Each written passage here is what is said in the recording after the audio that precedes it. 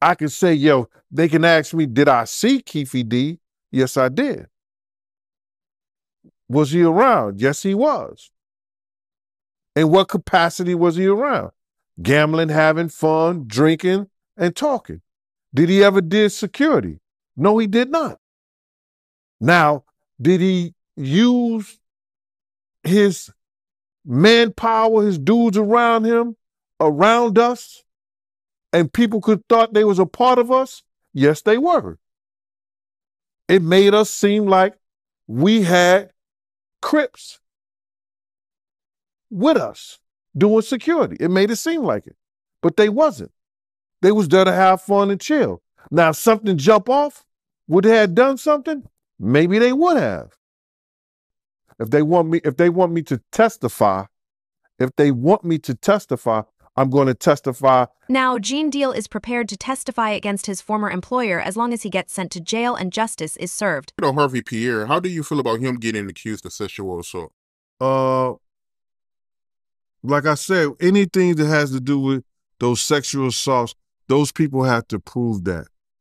But are they capable? Yeah, they're capable. Guys don't put those pills that they get to the girls in the champagne bottles because they popping them in front of them. Most of those girls, especially if they like mixed drinks, you understand, they see the bottles when they open them and they trying to keep their eyes on because they don't want to get no kind of drugs put in their system. But what they don't understand is in the orange juice and it's in the cranberry juice. They done put the pills and the stuff in there, the roofies, the ecstasy, the ease, all whatever they put it in the juice.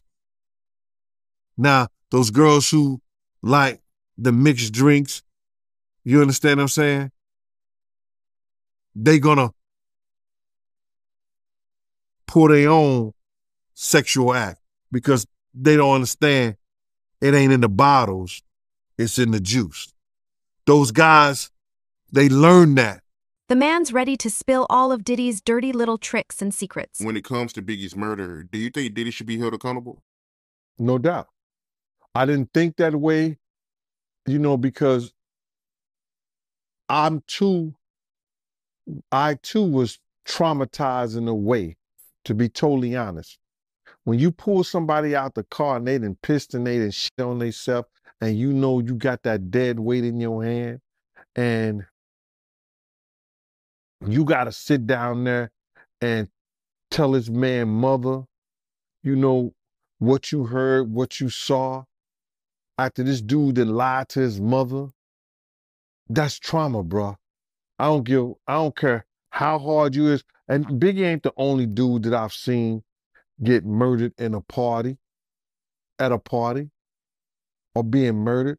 But he's the only one that I had to grab in my hands and carry and help put him on a gurney, a stretcher. He's the only one that I gotta constantly hear his music on the radio. He's the only one that I can't get Miss Wallace out of my mind when she grabbed both of my hands and said, I don't want to hear no more, with tears in her eyes, man. To have an experience like that for probably and arguably the world's greatest rapper of all time, that's crazy, bruh. So now,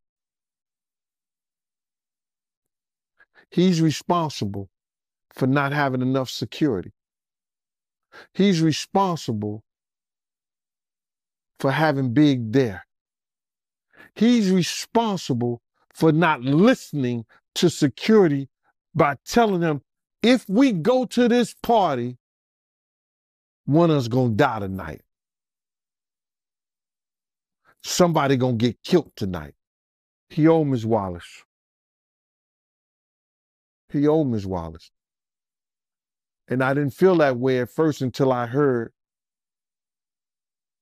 it said on another YouTube show when Clark Kent said that Big told him the only reason he was going to that party is because D-Rock and Puff set it up for them to go.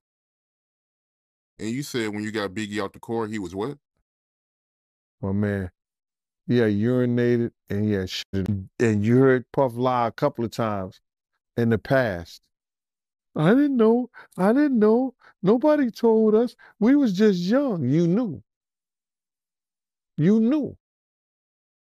You heard him lie as if he didn't know.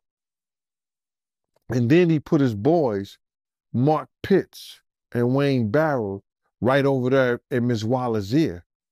Whereas that she should have been filing a lawsuit against Clyde Davis and Arista and Bad Boy Records for the death of her son.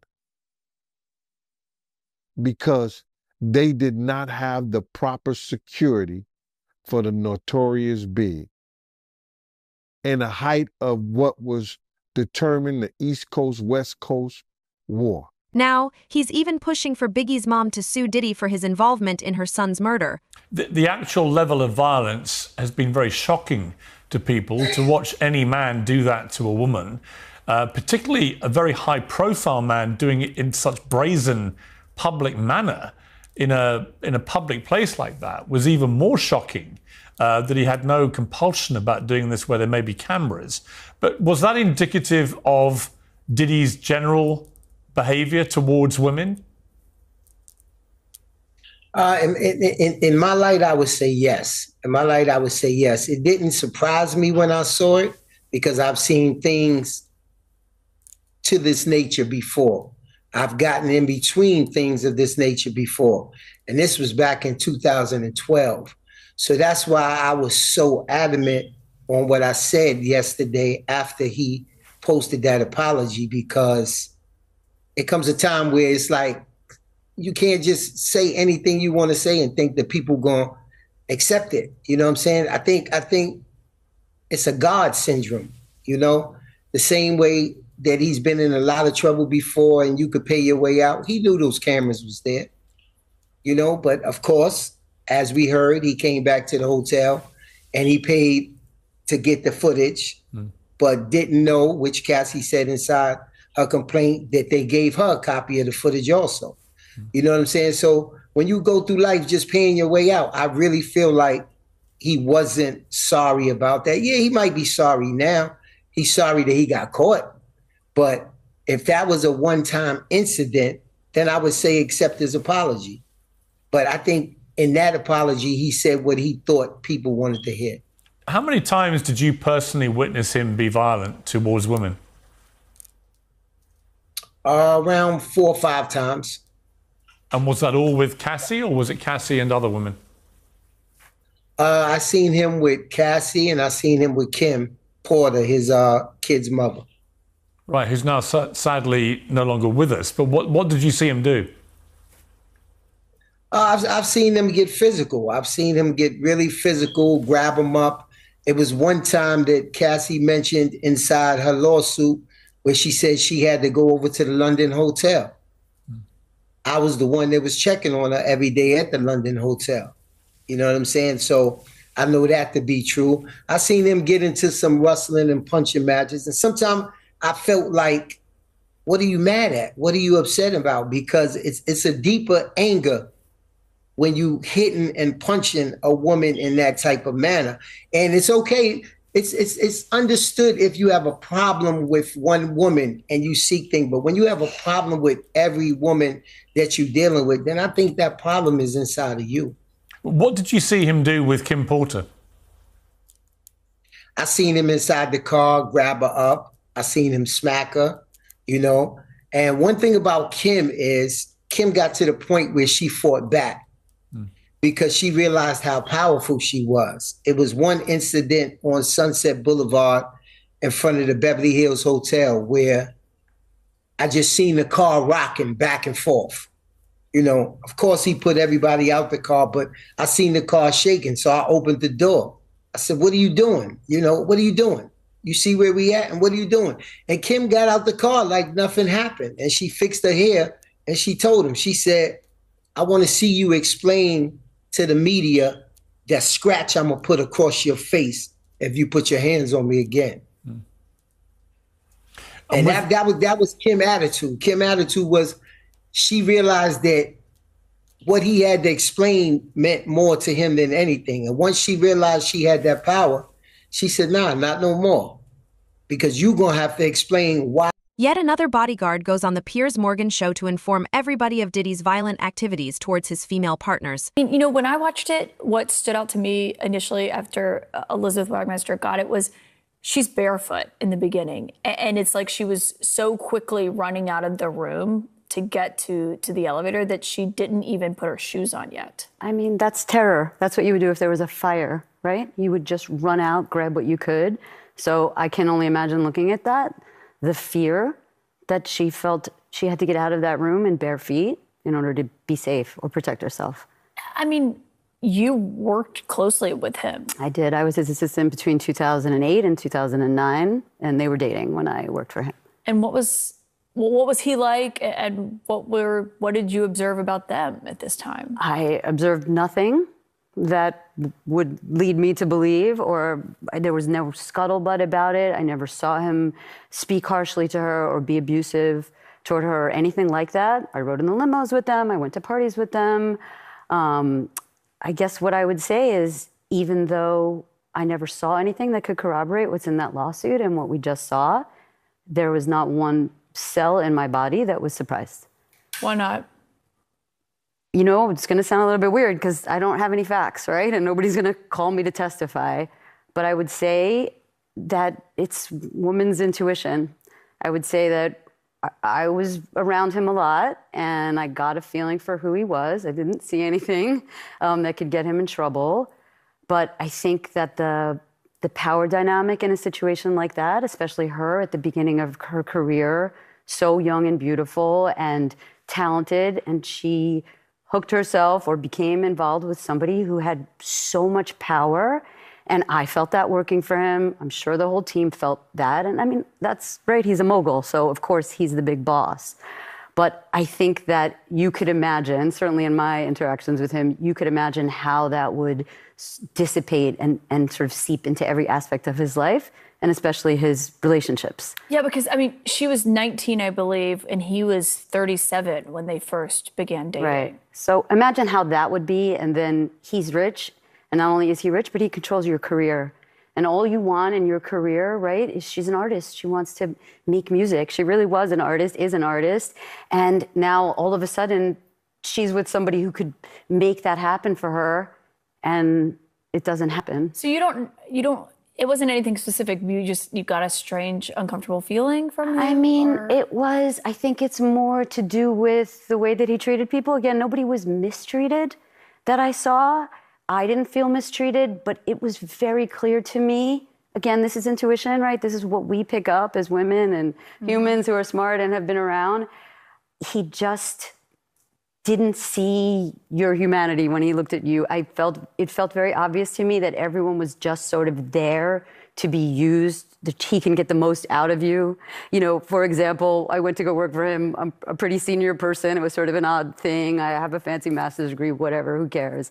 But it was, you know, he wanted to get me for as cheaply as he could. And most people would just dive in and take it, right? Because you think that you're going to get something by working. News channels are also entertaining Diddy's former assistant, now that she's ready to speak out against him. It's only a matter of time that more people that have seen things, heard things, that have worked closely with Sean Diddy Combs would start speaking out.